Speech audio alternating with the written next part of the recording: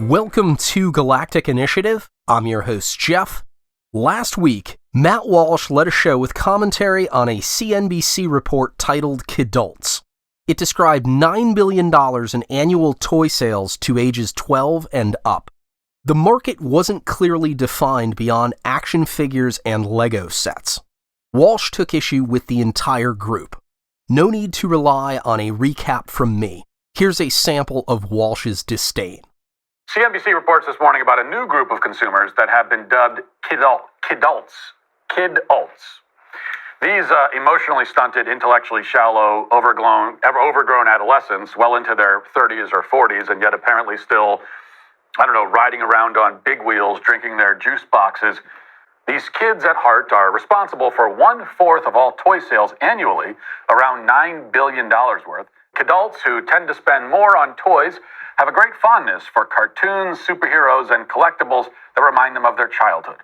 They buy merchandise such as action figures, Lego sets, and dolls that might typically be considered for kids.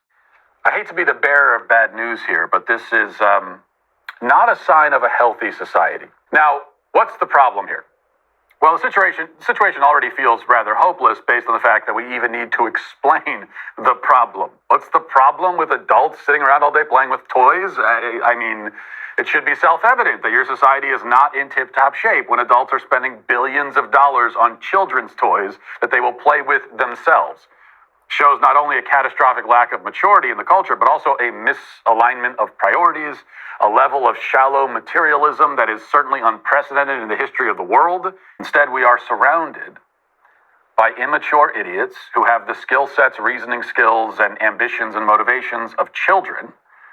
And they also happen to have the hobbies and recreations of children. And so we can conclude, I think logically, that all of these things are probably related, that the billions spent on the toys, the obsession with nostalgia, is both a symptom and a driver of the overall problem. Think about what they are nostalgic for. Their nostalgia is all tied to brands. Their nostalgia is a corporate invention. They're nostalgic for consumer products. They're nostalgic for entertainment franchises. Mr. Walsh should beware of hyperbole. First, I agree with him on one point. Play without children present is questionable, but play with your own children is commendable. However, Walsh, who loves free markets and capitalism, criticized an estimated $9 billion exchange of goods for money. Shaming buyers for their decision-making doesn't support producers or consumers. The commerce benefits American toy manufacturers and shoppers worldwide. Plus, a factor that I'll address momentarily drives demand year after year.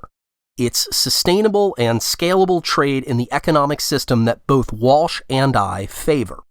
The opportunity costs of building toys are debatable, but in capitalism, the market determines the allocation of resources, not commentators. Third, CNBC and Walsh assumed kidults play with toys.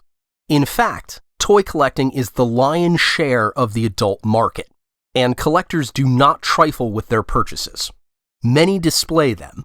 Some quickly turn scarce items for profit or take advantage of substantial appreciation through resale over extended periods. Secondary markets for memorabilia can generate six-figure incomes. Thus, collectors earn revenue and maintain demand for products while they further their hobbies/careers. Walsh probably doesn't follow auctions for vintage toys. Maybe he should. A rocket-firing Boba Fett prototype sold for $236,000 in June. Does he fault adult enthusiasts of sports cards, model trains, mechanical airplanes, and historical dioramas as immature? Fourth, the essence of collecting toys from Star Wars, DC, Marvel, and G.I. Joe was overlooked. Star Wars changed filmmaking, toy-making, royalties, licensing, marketing, and countless other aspects of the entertainment industry. After nearly a half-century, it still influences global culture. The other franchises have longer histories. For recognizing the quality of their childhood entertainment and celebrating it, should people be demeaned? Walsh and I endorse themes like hope, ingenuity, and patriotism. all abundant in classic G.I. Joe, DC, and Marvel. From the Second World War to the 1990s, truth, justice, and the American way was Superman's motto. Star Wars champions rebellion against tyranny. G.I. Joe's advices require no explanation, only mention.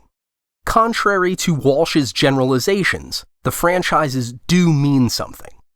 If it involves the advantageous messages that Hollywood has forsaken, why condemn toy collecting? Where's the harm in displaying Superman, Iron Man, Duke, or Luke Skywalker action figures that represent aspirational values for both children and adults? Yes, play exclusive of children is problematic. But, Mr. Walsh, let's focus on an actual problem: Disney adults. Thank you for watching. Please consider a like and subscription for the channel. Galactic Initiative is not authorized or endorsed by Lucasfilm Limited. The name Star Wars and all related materials are registered trademarks of Lucasfilm Limited, a subsidiary of the Walt Disney Company, all rights reserved. Galactic Initiative is a registered trademark, and other product and company names are trademarks of their respective holders. Use does not imply affiliation or endorsement.